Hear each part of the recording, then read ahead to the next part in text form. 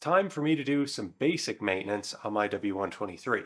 I need to do an oil change. I put a lot of miles on the car this year. It's been running great, but it needs an oil change now. And perhaps you're thinking, well, I know how to change my oil. I've come to this channel to learn new things. Well, I'm going to teach you something new that you've probably overlooked in your oil changes because I have been for years on this car. Before we get to that though, let's talk about what we're going to need.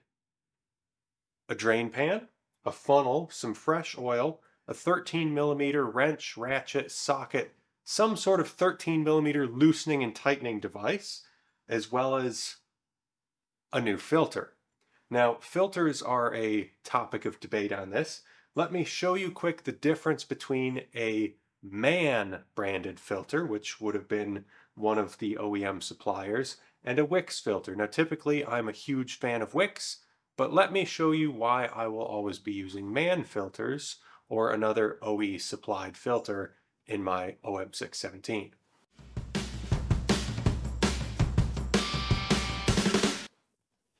So if we pull the Wix out of the box, you may notice the whole thing is just one big cartridge. So it's a paper element. I don't know if you'll be able to see through the little cracks in there, but it's the same element top to bottom. And if you look inside, it is the same element top to bottom. It does come with a new gasket for the filter lid, which is nice. Let's take a look at the Mann filter. Now, you may notice right away, that looks different.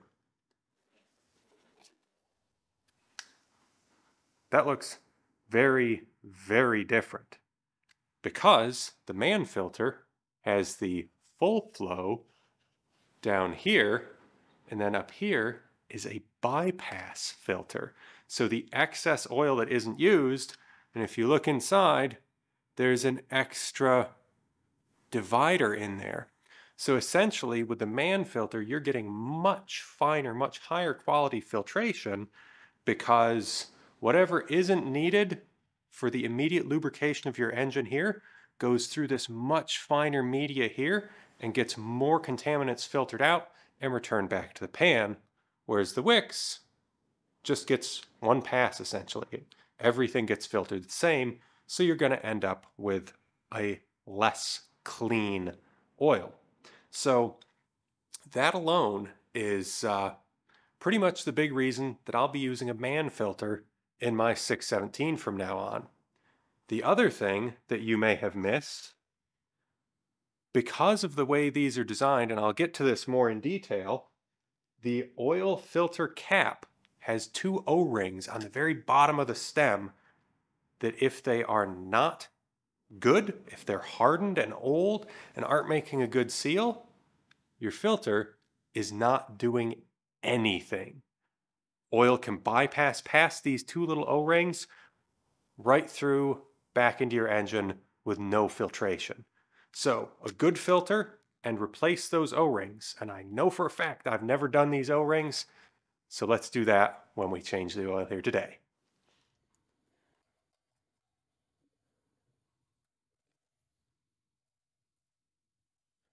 All right, let's get ready for this. Should mention the engine is all the way up to temperature, so this oil is nice and hot. Let's see how big of a mess I can make on the floor.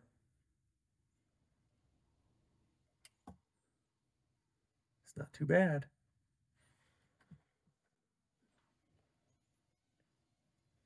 I'm going to let that drain for a good while. Now it's slowed down to a very small stream, but I'm still going to let it drain, get as much of that oil out as I can. We'll come back after it's completely dry. While our pan is draining, let's pull our filter housing apart and get everything ready up top for putting fresh oil back in. So our 13.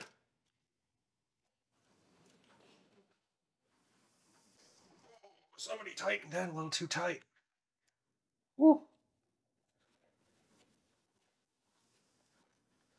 That was plenty snug.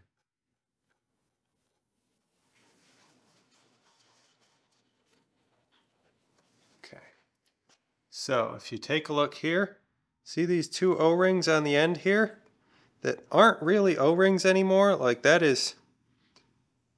has hardened up so hard it's basically a plastic now. Yeah, so just as I suspected, I had never done these, and so I'm gonna run this over to the workbench and replace these. So I'm thinking the best option here is slicing these O-rings diagonally.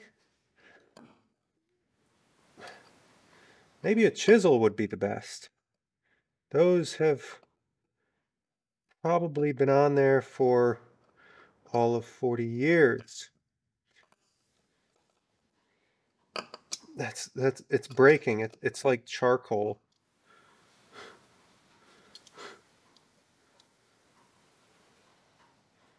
My goodness. Look at that. That was rubber a long time ago.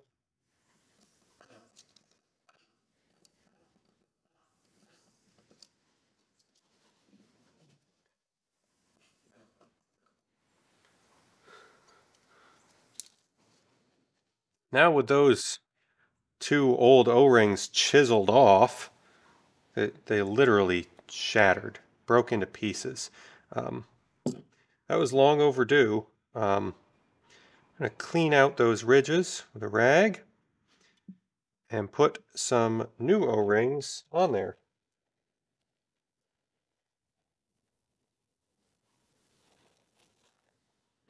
Now these O-rings, these new ones you may notice, they are flexible because they're made of rubber, not hardened plastic like the old ones were. So these are a 6mm inside diameter, 10mm outside diameter, which means they have a 2mm cross section.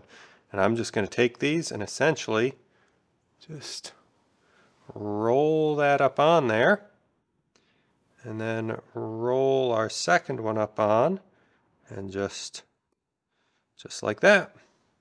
Now we're ready to put our new Mann branded filter back in and refill my car with oil, and know that we are getting full filtration now.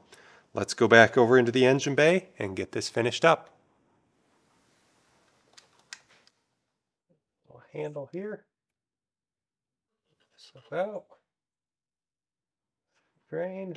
Let's see if we can make this to the drain pan without dripping oil everywhere. Oh, that's not going to happen, is it? Oh no, we're gonna drip oil everywhere. Let's get a rag. It's a really nasty rag, but that'll be fine because it's gonna end up in the garbage with the filter. Okay. It's always a good idea just to look down in, make sure that the rubber gasket came off, make sure that everything looks nice and happy down in our filter housing. Then we can set our new filter down in there. It just plops down on. We've got the new O-ring for the cap, so let's get that out of the bag.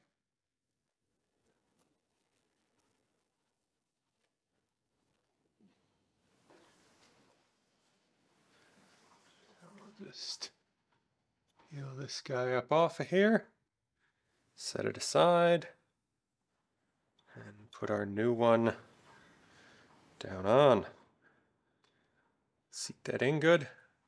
Now we'll reinstall this, put our drain plug back in from the bottom with new crush washer, comes with a filter, and we'll be ready to refill this with oil and take the car for a drive.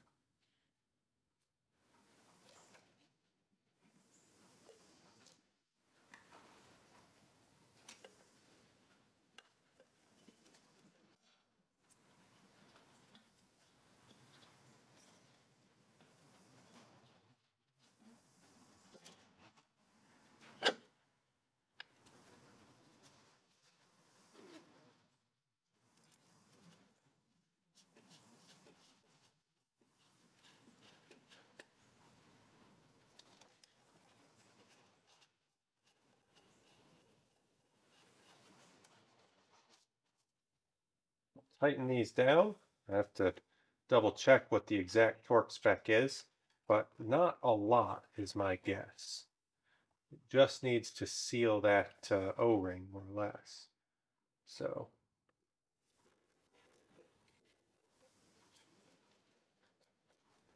feels plenty sufficient, I would say. We'll check for leaks afterwards. Making sure we haven't pinched any vacuum lines or got anything trapped in there. Now let's go back underneath and put our drain plug back in. We'll put our new copper crush washer on there. And we're still dripping, but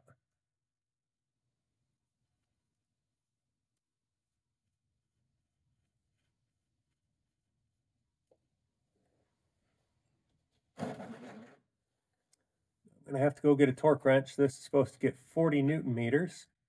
So I usually just go until it feels snug and isn't gonna back out, but we will torque this to 40 Newton meters really quick. I've got this set to 40 Newton meters. So, and it just either snapped off or stripped out. So I got 21 on there. Great. Let's see what kind of an adventure we're in for here.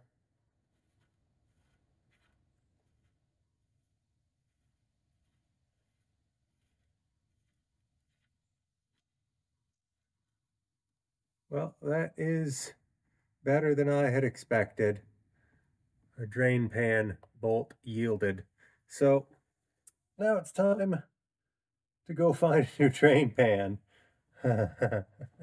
So with a quick run into town, we've got this new steel plug. And now I'm going to mention that 40 Newton meters is a lot of torque for a drain plug.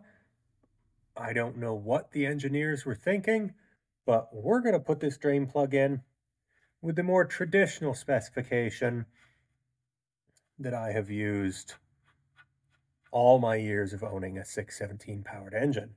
And that is the traditional German torque spec of Gutentight. Right there, plenty. That's not going to come out. It's not going to leak. And most importantly, it's not going to snap the bolt or strip out the drain pan. 40 Newton meters is a tremendous amount of torque for this little itty bitty thing going into a tin pan. Not going there again. Don't care what the service manual says. I ain't doing it. Okay, now with that in though, we are ready to refill this with oil and make sure everything's good and not leaking. So let's go back up top. Now, again, according to the service manual, the spec for this car is 8 liters of oil for an oil change, pretty much 7.9, I believe, which is almost 2 gallons of oil, which seems excessive. So we're going to put 1 in and check from there. Let's see where we're at. It's down the very tip of the dipstick, so we are going to need some more.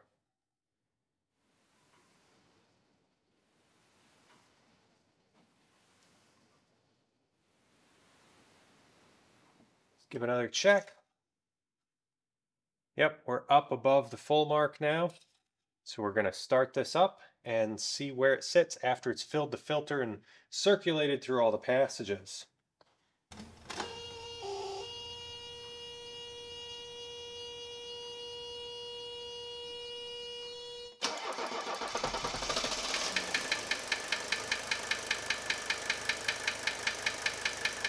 Okay, let's do a check. We're right in the middle there, so I'm going to add just a hair more, maybe another half quart or a quart to bring us up to the full mark, and that will be 8 quarts. So service manual is right on that. So there we have it. Oil changed on my OM617 powered W123.